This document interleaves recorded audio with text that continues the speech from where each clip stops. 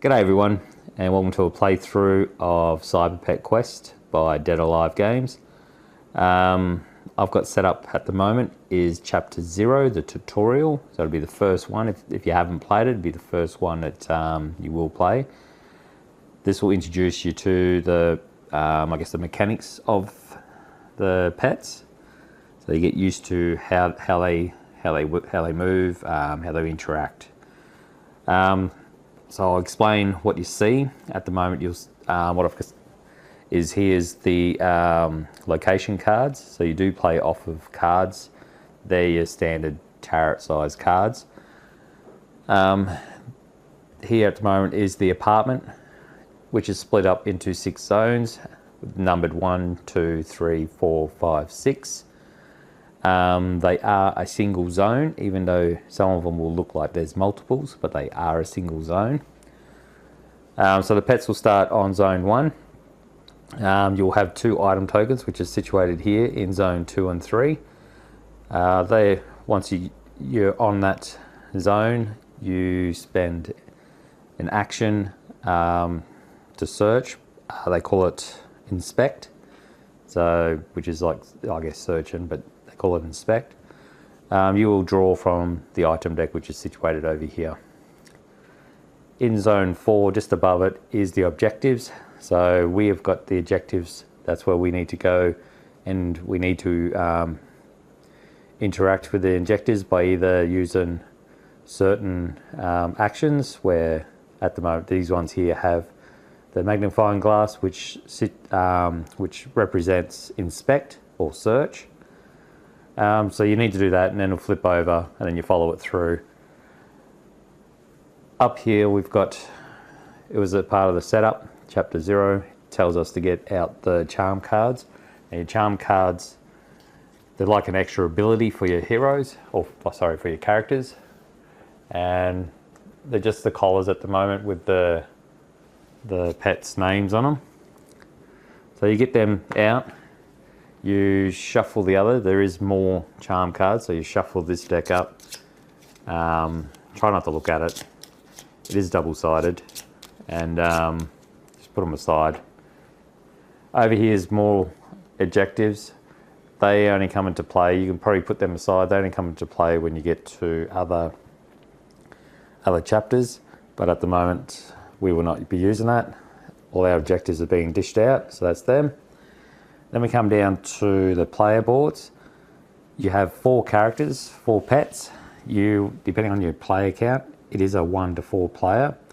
You will always take in 4 pets, regardless of your player count. On your character boards, you will set up by using the yellow token, green token, and a red token, or cube. They will go, the red cube's the health with the heart on it. You will notice on the pet's character card that you'll have the starting health. Now they'll generally all have similar things to this. Some of them will be slightly different, but that's your starting health. Obviously your pet, what your meeple looks like, and the level of your pet. So these cards will change. There is a level 2 and a level 3 situated in a box. We don't need that until we're instructed to level up. So I'll start from up here. Up here is your starting energy. So when this pet starts its turn, you will accumulate that energy cost. That's your starting health. So you'll never go above it unless instructed to do so. Over here is your dodge. So if you're ever attacked, that's when you roll your dodge dice. They're the symbols that you must roll to be able to dodge. If you don't roll these symbols, then you can't dodge. Here, the writing text box here is their abilities. So some will be either once per round, which is represented by this symbol. It's like a circle, arrow circle, which is once per round. Others you can use as long as you can achieve what it says on it to be able to use it. Over here is your actions that you can do. These ones, as long as you've got energy, you can do these as many times as you want, as long as you've got the energy. Over this side here, it does vary on other characters. You can only choose one. So some of them will have 3 options, but you can only pick 1 per round. So you can't use multiple of those, and they're called impacts. If we take a look on the board here, you will set your energy, which is yellow, to 0.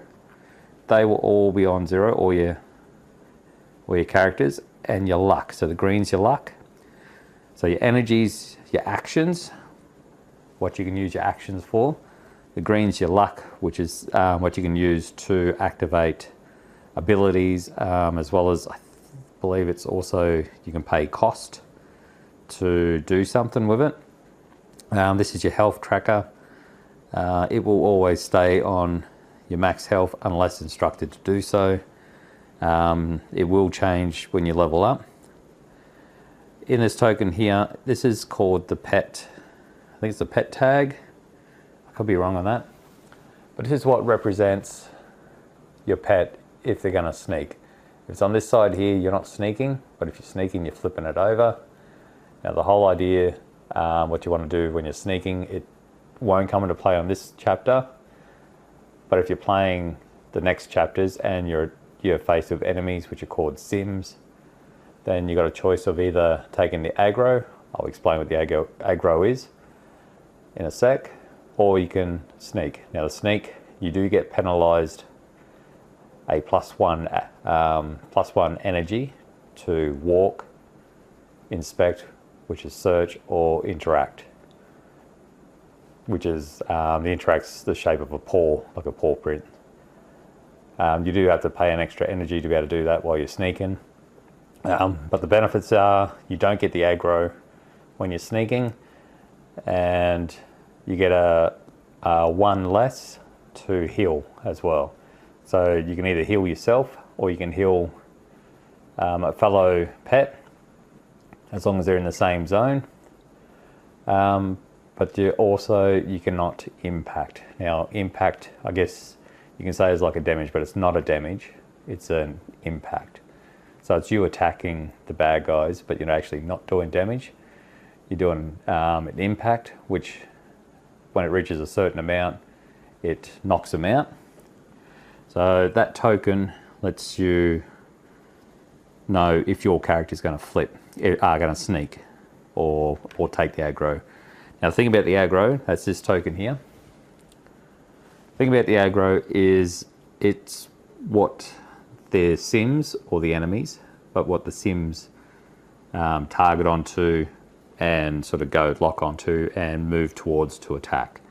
They will attack whatever character is in the zone that they're passing through as well.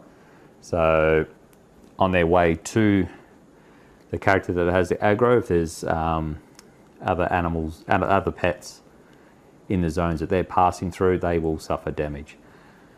The other thing with the aggro is you get a +1 damage. So if your character's holding the aggro, they will suffer a +1 damage as well that they need to either block or take.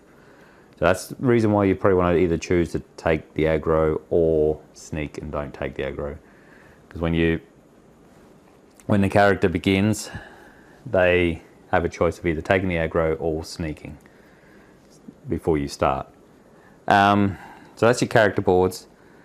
Like I said, the powers do differ. I am going to do a playthrough as well, so I'll read the powers just when I sort of get going on it. You have your round tracker, which is represented by here. This is what you need, because sometimes you can fail a chapter if you can't complete it in a certain amount of rounds, then you can fail it.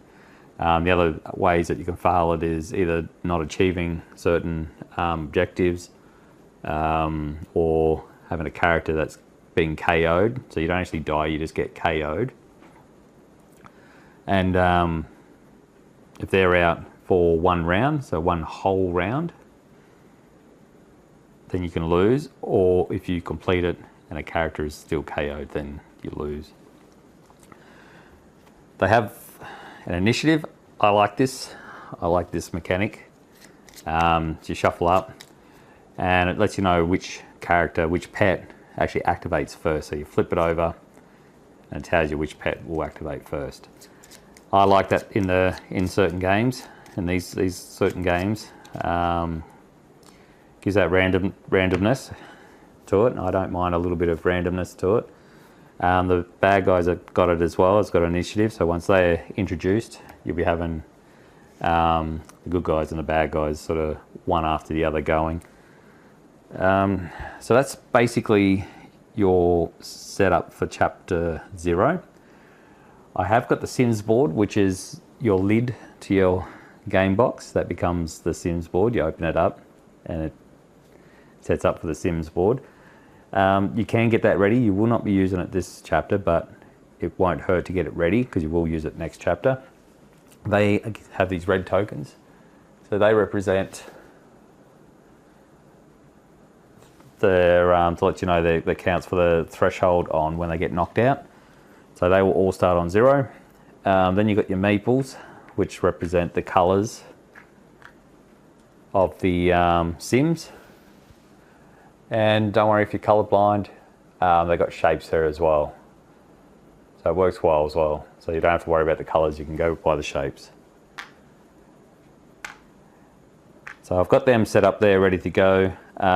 You've also got your difficulty that you can choose. So you've got your difficulties here that you can place down and choose for your Sims or your bad guys. I'm going on adventure. You do have story mode, which is real easy. You've got adventure, which is I guess normal. Then you've got tactician, and if you want to go over, you can have nightmare if you're up for it. So I'm going adventure. I've got my Sims deck here. So these are all your bad guys, your standard bad guys. I've got the bosses over in the box because you won't use your bosses. So I've got them all over in the box there, tucked away. Until I need them, I'll draw them out. So they're your bad guys. You don't need to shuffle them just yet. Some chapters you'll have to go through, pick out the Sims they're asking you to get. Other chapters will get you to shuffle them up and randomly pick as well. But you do have to randomly assign them to a colour on the board. And once you've assigned them to the colour, then they have their coloured meeple there to represent them on the board. They do have their initiative track as well, and all that is just pretty much all the colour, which colour is going next. That gets shuffled up and put down there for the next one. So I've got them tucked away over here for the next scenario. So that's set up, ready to go. So I guess the other thing you got is your tokens. Put all your tokens aside because you will need a majority of them. Not all of them at this stage, but you will need a majority of them. These are your dice. This pink one here is your dodge dice. So if you roll a feather and it matches the symbol on your character card, then you successfully dodge. You do have luck that you can accumulate if you want to, or you can take 2 dodge if you can. There is a luck. Where is it? Yeah, if you roll that, you can take a luck. These are your energy dice. So not only you have a start in energy, when you begin your go, you roll the dice to see if you can get more or luck. And at the end of your turn, if you've still got energy there that you haven't used, you must take them down to change them into luck. Unfortunately, if you reach 7, you cannot get any more than 7, so you will waste your energy. So keep that in mind. If you've got a lot of energy there, see if there's other ways to use it up if you can't turn it into luck. Now luck will help you with dodging later on, like it will interact with other abilities. You will pay in luck to use them, especially in your charms. So your charms are like an extra ability, but so that's where the sort of luck comes into it. So that's essentially it.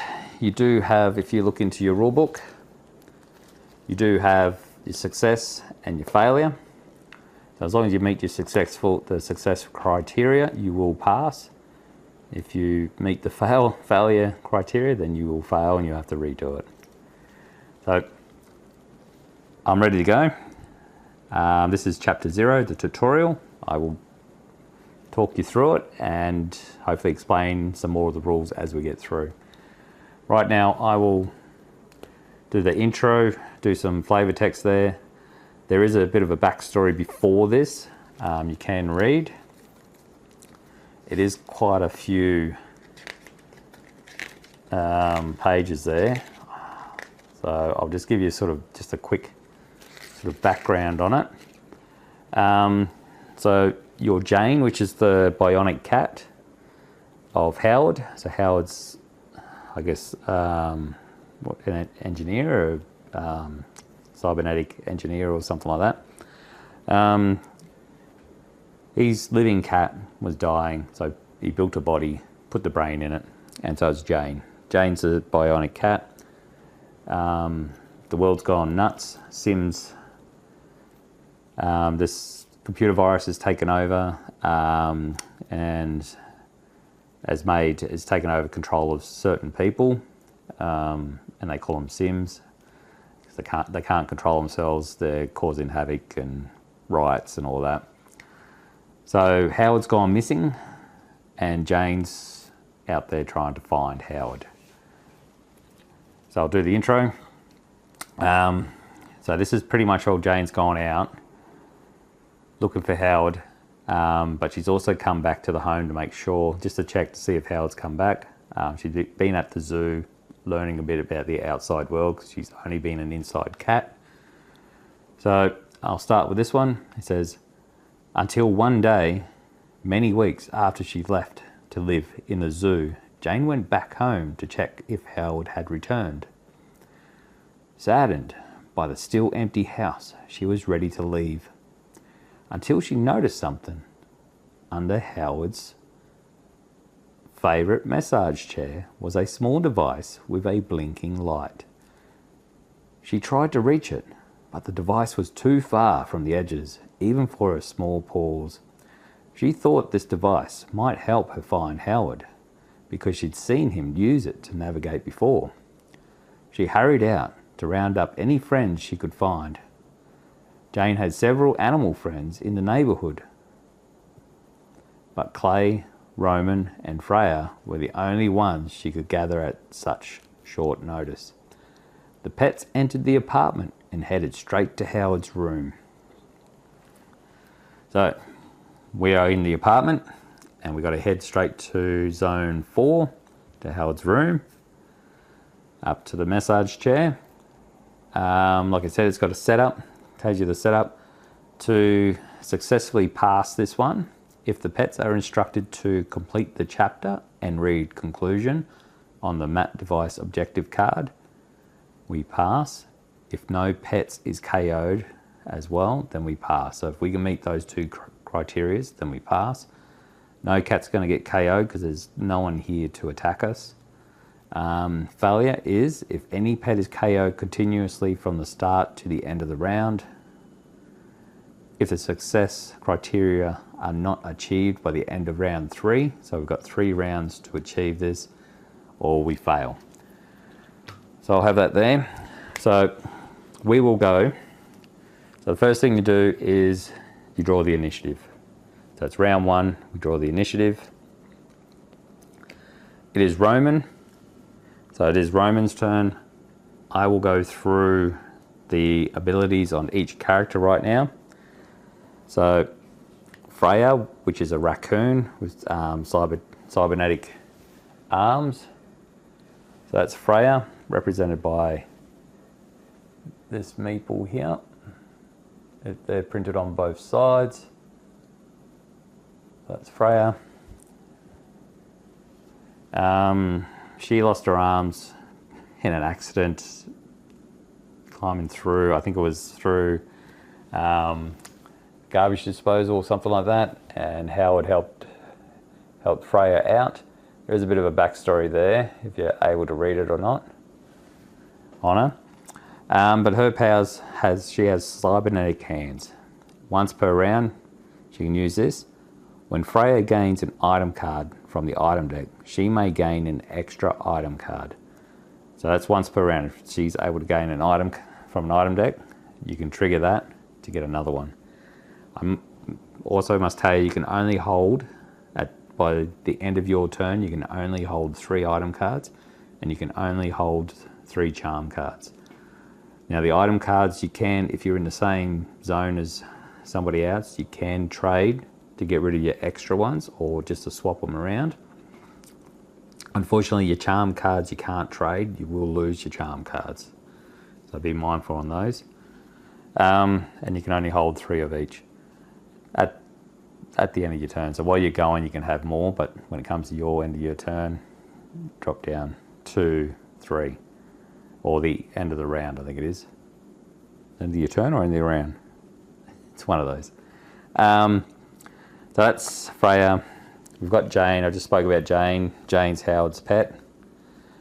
She has powers. It's called the nuclear power cell. She has a nuclear power cell. Again, her dodge ability. She has the 3 symbols she can use if you roll them. That's her backstory. And this is her meeple there, the yellow one. And she's printed on both sides as well. It's one side, 2 sides. Now they are up. I've got to have them up there because if they're KO'd, you've got to lay them down. So unfortunately, you're going to be able to only see the top of their heads. Her powers are, Jane may re-roll 1 energy die when she generates energy. So when you generate any energy at the start, and you roll those dice and you generate an energy, then you can re-roll 1 die. She does have a once per round ability as well that you can activate.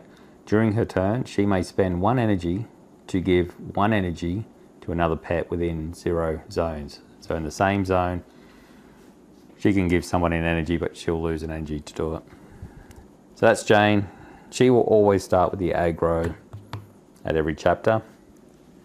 Clay here is a red heeler or a cattle dog. He was in a car accident. He's lost an eye. I think 1 leg or 2 legs, I can't remember. Yeah, 1 leg. So he's lost 1 leg and an eye. Hopefully that's focusing. Yep. So that's Clay. His powers, he has a cybernetic arm. So when Clay deals damage to a CYMS, he may move that CYMS 1 adjacent, like 1 zone. You can move it 1 zone.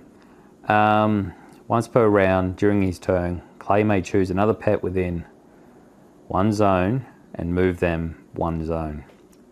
That's a once per round. And then we got Roman, which Roman's actually activating. So Roman's a goose. You can never trust a goose. Well, I don't trust a goose anyway. They always look like they want to chase you. And that's his backstory. He crashed down, which severely injured his wings and I think his chest.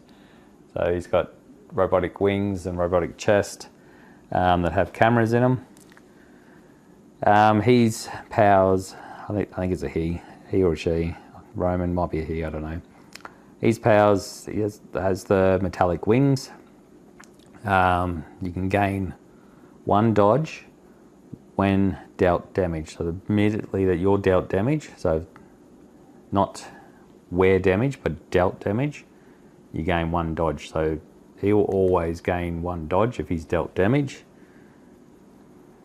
Has a once per round ability. When a CYMS attacks another pet within the same zone, he may take that attack instead. So he can take it instead of somebody else. That's a once per round. So Roman will start. You do have a reference card, double-sided. It's quite handy. I'll have it up there to help me with the symbols. It does tell you your round, how you start.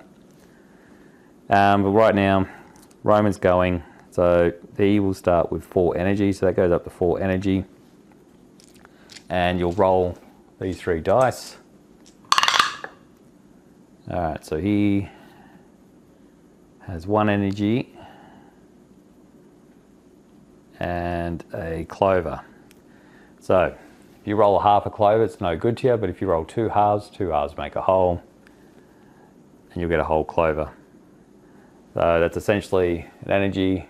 These are all that's on it, is you get a clover, full clover, energies, or half a clover.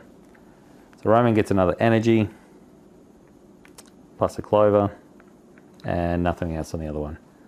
So now Roman can go. It costs 3 energies for Roman to move 3 zones, like up to 3 zones. It costs 2 energy to inspect or search, depending what you're used to.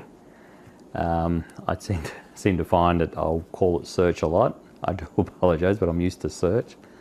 But it's inspect. Pretty sure it's inspect. Yeah, it's inspect. Costs 3 energy to interact. So that's the paw symbol, to interact. And it costs 4 energies to heal plus 3 health. It does have an impact. So these are the once per rounds for the impact. It costs 1 energy to deal one impact. Or it costs 5 energy to deal 2 impact. So you do have that. We will have to do it in this round, but there won't be any CYMS, but we will have to do something to impact, which you'll see soon. So I will choose to move. So it'll cost 3. 1, 2, 3. Roman will move. I will move Roman 3 spaces. So 1, 2, 3. Roman will go there. Now he will inspect this massage chair. So if we have a look on here, it has this symbol here. So we need to do this to flip this card. So it will cost Roman 2 energy. I will spend that 2 energy to flip this. So 2 energy, 1, 2. So he's inspecting the massage chair. You flip it over and you read and follow what it says. The chair is big and bulky, but you see that it's on some rollers, so maybe with enough impact, deal 3 impact to chair to move it and uncover the pet collars objective. So I've got to deal 3 impacts to that chair to be able to move it. So they're ramming it to be able to move. So that's Roman's turn. There's no energy. He's used up all his energy. Can't convert it to luck. So we'll go to the next one. Next one's Clay. Clay's turn. So Clay will go up to 4. Clay will roll.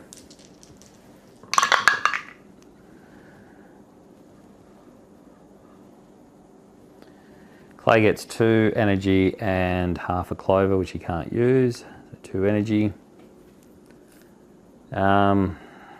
So what I'm going to do with Clay. Clay doesn't have, he's got 2 abilities there I can use. He has a once per round ability, or he has an ability if he does damage to CYMS. Can't use that, there's no CYMS. But I will probably use his once per round. I think I will move someone up. I will move Freya up. So once per round I'll move Freya up.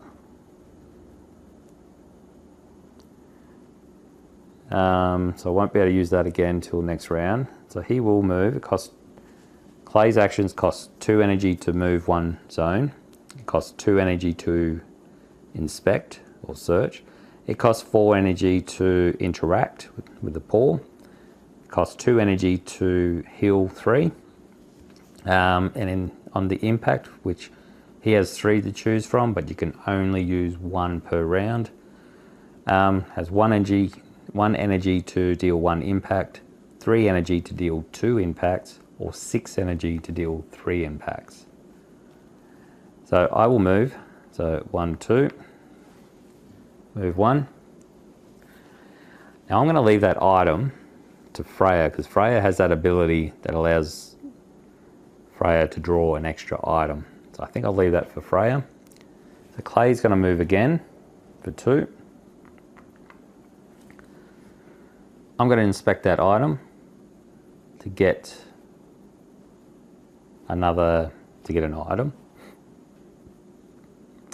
Would make sense to get Freya to do it twice, but we've only got 3 rounds to get this out. I don't want to drag it out too much, so I am going to inspect it. So that goes away.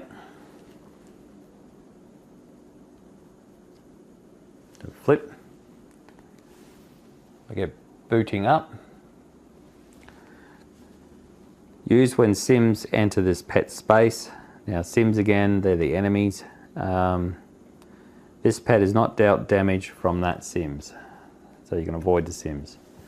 It goes there.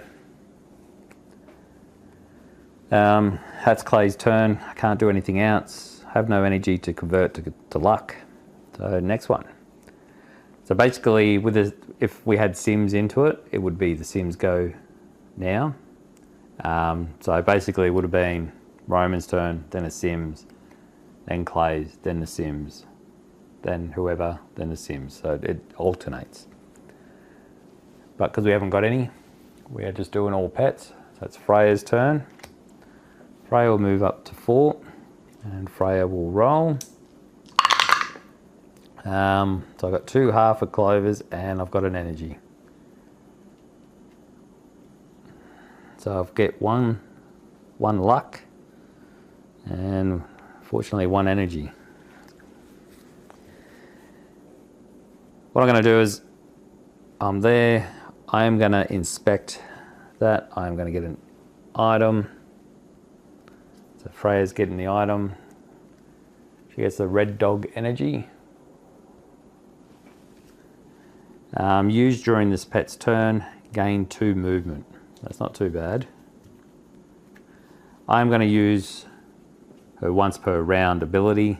So when Freya gains an item card from the item deck, she may gain an extra item card. So I'm going to do that. Yep. Patchwork Pal. This one is used during this pet's turn. This pet or a friendly pet within 1 zone of this pet may heal 3. That's good. That is good. Now, it's a free action to use an item. It doesn't cost you energy. As long as you're able to use it. Some items might have a specific time that you can use it. If it doesn't have that, then during your turn you can use an item. So that's that. I will move. Costs Freya's costs 2 energy to move 1, costs 2 energy to inspect or search, costs 1 energy to interact, costs 3 energy to heal 3, and on her impact she only has 1 to pick from, and it is a once per round again. It costs 4 energy to impact, to do 1 impact, but she can also pick up an item card, so it's not too bad. She'll move 1, 2, so Freya will move 1 zone, move again 1, 2.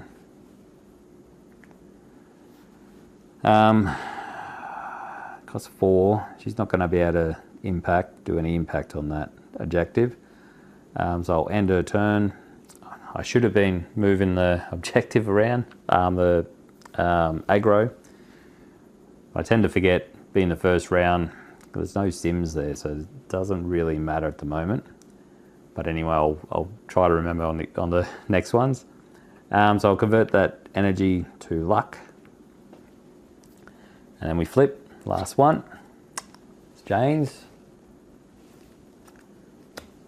So Jane will take the aggro.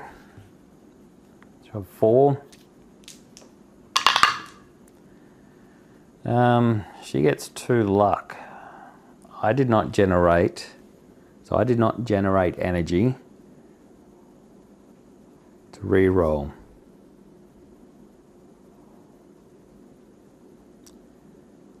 You could probably argue the fact that I did generate 4 energy at the start, but I think it referenced to the dice roll, I think. So that's 2 luck. 1, 2.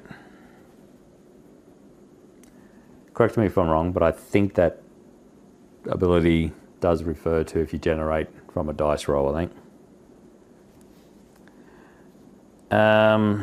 She will move. Now her actions cost 1 energy to move 1. Costs 2 energy to inspect or search. It costs 2 energy to interact, and it costs 3 energy to heal 3. Jane only has 1 impact ability there, 1 impact action. It's still once per round. It will cost her 3 energy. She can do 1 impact, but she can also move 1 space as well from it. So I will move her. Cost her 1. Move again.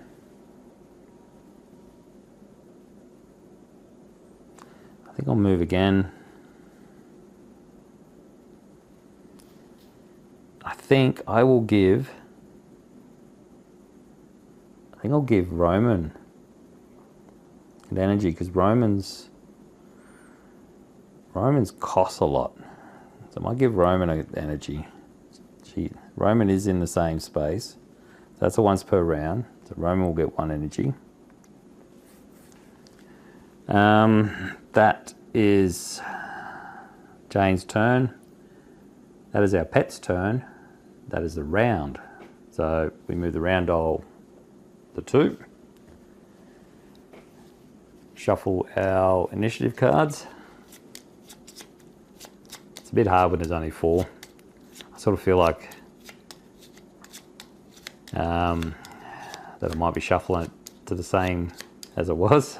So we'll see how we go. So we'll flip. Now it says Freya's turn. Freya will start with 4. We will roll. We get a clove and 2 energy. Freya will take the aggro. She's not sneaking. We get 2 energy, 2, and a luck. So Freya will impact. So that'll cost 4. 1, 2, 3, 4. She'll do 1 impact. Where are you? No, it's token here. So 1. She can draw an item. Take an item. I get the lucky penny. Used during this pet's turn, gain 3 luck. That's good. But the thing about it is you don't want to rush your luck up too much, because then you're losing your energy. You're sort of wasting energy then. So you may as well, if you've got energy there to burn, to turn to luck, may as well do it that way. So I can't interact in there anymore. I will use her ability as Cybernetic Hands and draw again.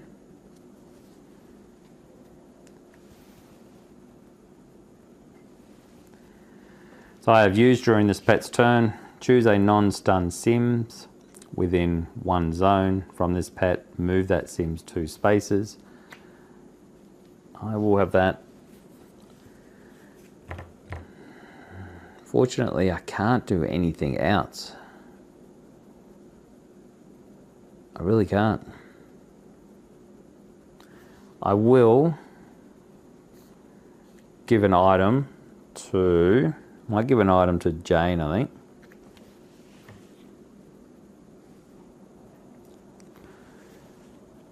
I might give Jane the Patchwork Pal. That way she can heal. I'll give Jane the Patchwork Pal. So Freya's turn ends. 1, 2, 1, 2. Check the next one. It's Roman's turn. Roman will go to game 4. 1, 2, 3, 4. We generate more. Yes, we've got 1 there. and we've got 2 halves, which makes one luck. Hopefully you can see that through the camera, but yeah, it's 1 energy, 2 luck.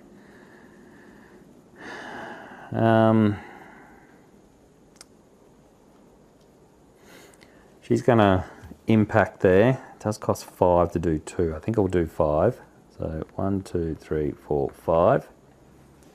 To do 2 on there, which makes that 3. So that is achieved. I'll throw that down there. Now what I have is the pet collar has been opened up. So we see the pet collar. So I need to inspect to flip it.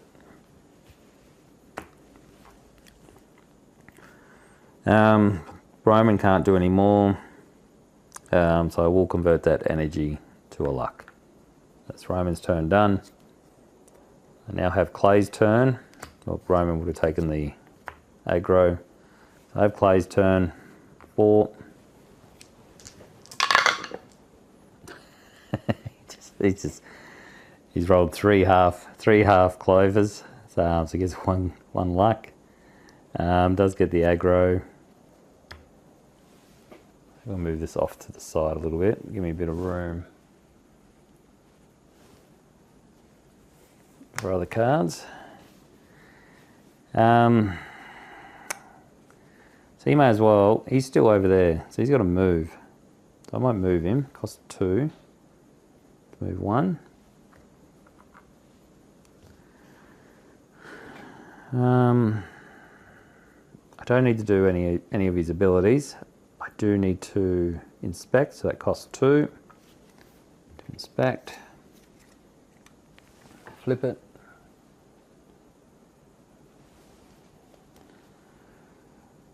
Under the chair, you see a bunch of blinking circular objects piled on top of each other. You leave it at that because the next one, I need to interact it to read interlude 1. So I've got to interact it at the moment. So I can't read any more until I do that action. Clay's done. Clay can't do any more. So flip. It's Jane's turn. 4. Alright, so Jane did generate energy on that one, so I'm going to roll the half clover to get an energy. So 1, 2, 1. So Jane's gonna interact with that. It costs 2. 1, 2. So we will read interlude 1. So interlude 1. Under the massage chair, you find many copies of Howard's experimental pet collars. Howard had designed the collars to help regulate the energy in the pet's robotic parts and improve their reflexes. All of the collars suddenly began flashing and bipping in sync, like they had all linked up somehow. You think it would be a good idea to have everyone wear one of the collars, especially since it'd be dangerous out there. Distribute each pet collar.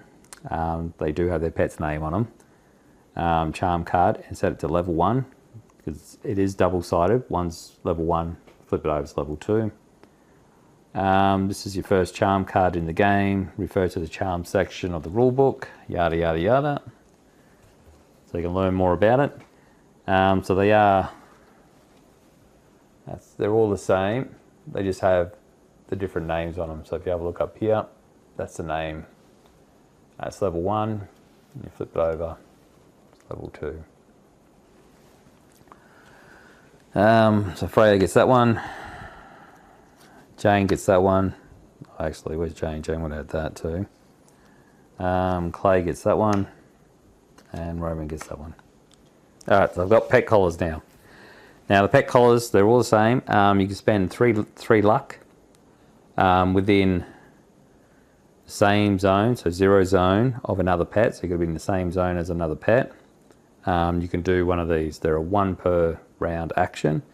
You can either add 1 energy to your energy dice roll, or you can add 1 dodge to your dodge roll.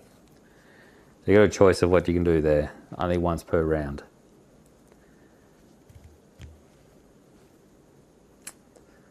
So she's done that. That disappears because we read that. The mat device has been uncovered. We need to inspect to flip that.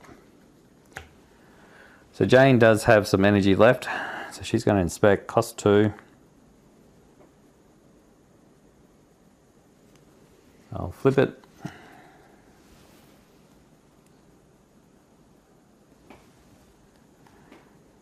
After you remove the pet collars, you notice another small device with a dark screen and a blinking light. Now I need to interact before I read anything else. I know what's going to happen, and I know what the next chapter is going to do. So I'm going to try play to set myself up. So Jane still has a go. She can interact, but I don't want to just yet.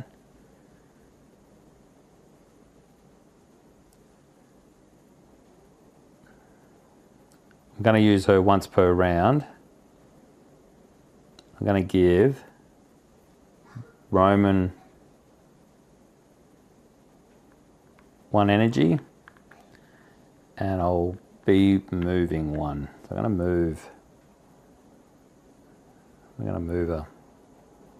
I'm going to move over here. So that's the end of the round. We changed around. I could have ended it there, but I know what's going on. So the spoilers that you don't want to know what's going on, then you probably shouldn't be watching this one. So I'll shuffle that, and then we go again. I'll flip. Alright, so it's Jane's turn. She'll accumulate 4. Roll. Alright, so I got 2 lightning, 2 energy, and 1 luck. 2 energy, 1 luck. There's not much I can do here. If I end a turn now,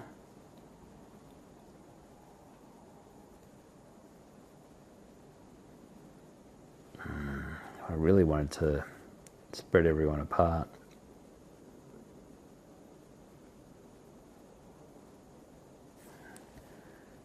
I'll move for 1. I'm going to give Roman another energy for 1. I'll move back for 1.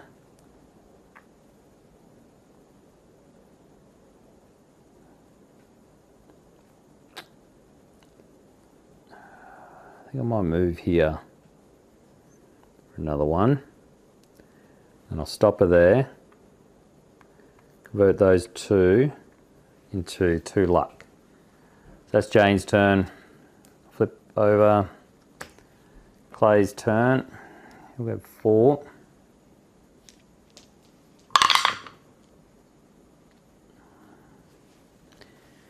And he'll have 2 more.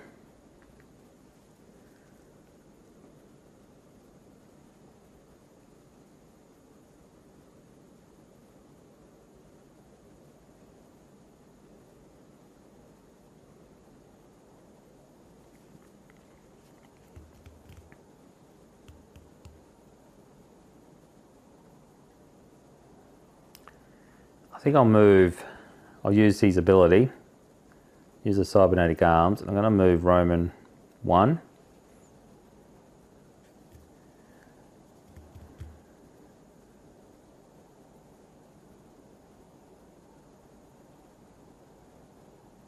Actually, no, I'm going to move, oh God, what's the chances? I'll move Freya 1. I'm going to move Freya 1.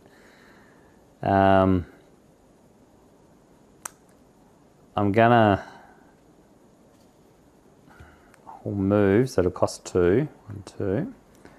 Move over here. And then 1, 2 again. Actually, I'll stay there. I'm going to stay there. I'm going to end Clay's turn. So I will 1, 2, 3, 4, accumulate 4. Accumulate 4 luck. So I'll flip. Next one. I'm hoping for Roman. Good God, Roman's going to be last. Alright, so it's Freya's turn. Where's Freya? Oh, Roman would have taken that. Freya's 4. Oh, Freya gets 3 energy. What a roll. 1, 2, 3. Oh, jeez. It's going to be wasted on.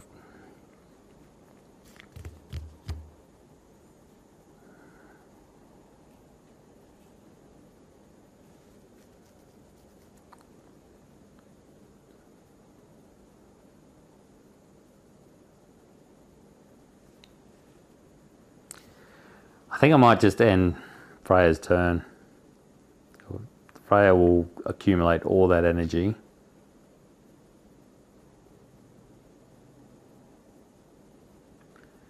But unfortunately we'll lose a lot. I only go to 7. That's Freya's turn. Flip the next one. So Freya copped that.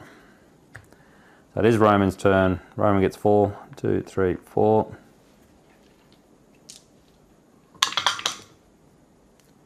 Gets 1 luck and 1 energy. So Freya's going to interact. Freya will pay the 3. So 1, 2, 3. We'll interact. So once I've interacted, it states here, all pets that didn't take a turn gained 3 luck. Everyone took a turn, so I missed out on that. I was kind of hoping Roman might go a bit earlier. Complete the chapter and read conclusion. So that's done. I think does get the luck from the energy there. The energy doesn't go over. So actually you might lose the energy. I don't think it will get the energy, to be honest. Alright, so doing the conclusion. Tired after their pushing and shoving, the pets celebrated their success. High fives with paws and claws. Jane thanked them and investigated the device. Only when she looked directly at the screen did it activate. It seemed like Howard had used her face as one of the ways of unlocking the device. How fortunate! All of a sudden, floating above the device was a ghostly projection of what Jane recognized as a human map. All 4 pets gazed at 2 red dots flashing on this map, and 1 red dot had a familiar face of Howard next to it. Jane noticed that the other red dot moved a little when she walked around the house with the device. She concluded that the moving dot had to be the device she was holding. If she could somehow get both dots to be next to each other, maybe she would find Howard. Pleased with a new intelligence and armed with this device, she really hoped that they might locate her owner. The pets were discussing what to do next when they heard a loud bang on the front and back door. Both doors suddenly burst open, and in rushed some of those strange humans Howard called CYMS. They'd been drawn to the pets for some mysterious reason and were moving towards them. So the next chapter, we are facing the CYMS. So I'll read the next. Proceed to chapter 1, the apartment, page 53. Congratulations, you've learned the basic rules for Cyberpet Quest. We completed the tutorial. So it's now telling us that we need to go back and read for the CYMS. So I've got the chapter 1. I will have a brief setup, look at the setup of chapter 1, because it does state, so this is where you need to, I guess, read ahead on the setups, because the setup states that the pets need to stay in the zones that they were in the last chapter. So they need to stay in these zones. So always check once you do one playthrough, and if you decide to pay to pack up and to save, just double check, maybe take a snapshot of where they are, or take a note of where they are. You do have little save pouches there. Where is it? That you can put all your cards in. They've got little save. It's got the name of the pets on it, and then you'd write down what chapter, how much luck they had, how much HP, types of charms, and then you just throw them in there. I guess the charms let you know what level they are, what level the charm is, what it is and what level, and then you put your items in there. Pretty good. Comes with a pencil and a rubber. One thing I didn't mention, you do get this little mat that you can put out in front. That way you get a taste of what the city looks like. To me it's, I'm sorry for saying, but it's just a little bit of a fluff. I don't see a purpose in it. Some of you out there might. Just gives you that little, I guess, a little bit to see where you're traveling, where you're going. But yeah, I don't sort of, I might get it out, I don't know. I haven't got it out yet. Well, I had it at the first playthrough I had, and never used it. So I just think I'll just throw it over there. Makes it easier for the camera. I don't have to throw that up further to get to it. So I will leave it at that. I will do chapter 1 next playthrough, but I'll leave it at what I've done. So that way, if you're interested to see another one, I will post up another one. I'll have in the heading there, chapter 0 tutorial, and then chapter 1. Chapter 1 is where you start to get into all the rules. You do get a bit of a choose your own adventure there, because you have a choice of either going out the front door or the back door, which puts you off into a different, a different route. So instead of traveling down a certain path, you get a choice. So you got that replayability here of making a different choice. So that was chapter 0, the tutorial.